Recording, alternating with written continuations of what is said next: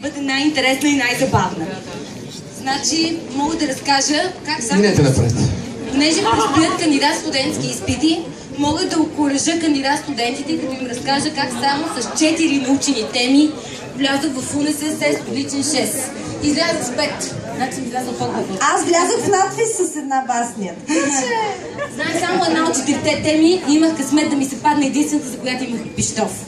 Така че това са късмет. Имам истории за това как никога не разпознавам известните. Имам късмет да пътувам страшно много. Много често попадам на световно известни хора. Никога не ги разпознавам и после си викам: аз с това пих кафе. Той е пигмей. Ама това е Филипе Маса. Имам и такава история.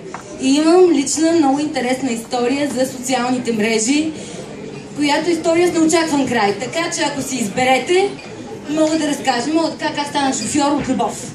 Така че нека публиката да гласува и ще ви разкажа една... Ами гласувате на кратък номер DMS 1117. Коя история иска да разкаже госпожица? Милена. Госпожица Милена, парите ще отидат за 14-стаен апартамент да се построи в Горублене. Бъдете по-активни, гласувайте на 1117, ви казах. Социалната. Тя е с неочакван край. Вече споменахте, че имате деца, аз пък имам родители. Нямам деца, но имам родители. Защо? Какво ви спира да имате деца? Какво пречи? Кой пречи ще е фактор? Нямам къща. Нямате къща? Нямам апартамент, да, 4-стаен апартамент. Ами аз Нямам... виждам, че излизате за апартамент. Ще си тръгнете за апартамент тази вечер. Се си тръгнете след. Какво? Аз се отказвам. Казвам ти от сега. Имам други планове в този живот. Аз нямам деца, но имам родители. Много грижовни, много любвеобилни, много грижовни. Така както вече споменах, искат да им така много се грижат за мен, за сестра ми. И в социалните мрежи знаете как се опитват се така да те контролират отдалеко. И с времето моя баща почна да си направя един фейсбук, викаме, да, ще си направя един фейсбук, обаче няма ставаме приятели, за да не се контролираме твърде много, нали, за да си запазим личното пространство. Той вика: добре, няма да ставаме приятели, обаче ще ми направиш фейсбук. Добре. За щастие запомних паролата и не я смених. И с времето той контролираме, обаче умерено, понеже сме приятели от време на време. Бе, много ти е хубава профилната снимка. Да. Държа ги аз така далеко от личния си живот, защото не сме приятели във Фейсбук. Имам едно покривно гадже, което така няма да се радва на одобрение в семейната среда, но пък е страхотно гадже. Щастлива съм, доволна съм и му казвам: виж какво, ние сме гаджета, обаче си няма да се рекламира, защото не сме адекватни за биографиите си. Вика: добре. Обаче мен ми доскучава след около 2-3 месеца. Да, доскучаваме след около 2-3 месеца. Викам: ние вече не сме гаджета. Да, обаче винаги остават снимки. Много внимавайте с снимките, защото това е голям проблем в социалните мрежи. От време на време обаче гаджето решава, че това е адекватно, нали, като аз ще кача снимките. Викам: как ще качи снимките? Аз ще кача снимките. Викам: не, няма да кача снимките. Викам: ще кача снимките. Чак се, извинявай, че изтравах историята. Вие се разделяте, ние се разделяме и той но знае, в него са снимките. В него са снимките. Той каза: аз ще кача снимките. Не си първия случай. Викам: няма да кача снимки. Той каза: не, ще ги кача снимките. И един ден, ако съм вън с всички снимки, той ги качил. И аз викам: сега, баща ми има достъп до профила. Това сега ще видят това гадже, ще кажа: за какво? Ще почне, за това си мома, защото имаше такива гаджета.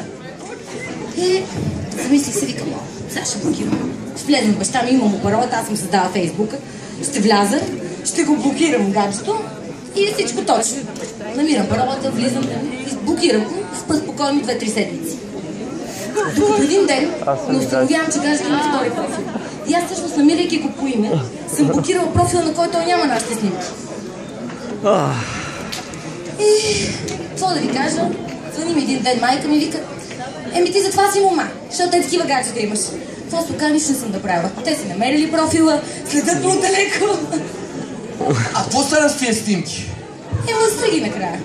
Изтриги? Да, не ви го разказах интересно, но беше много тенсното през цялото време.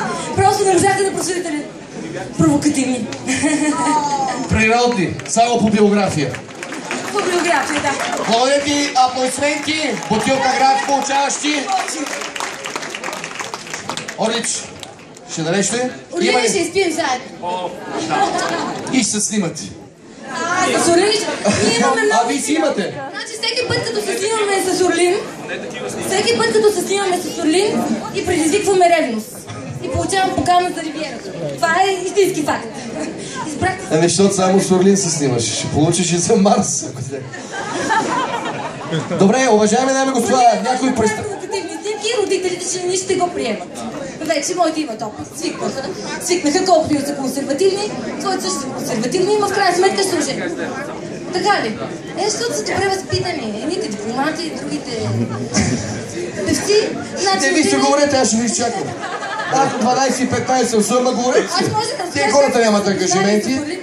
Само телефона последно си оставите 088. Колко?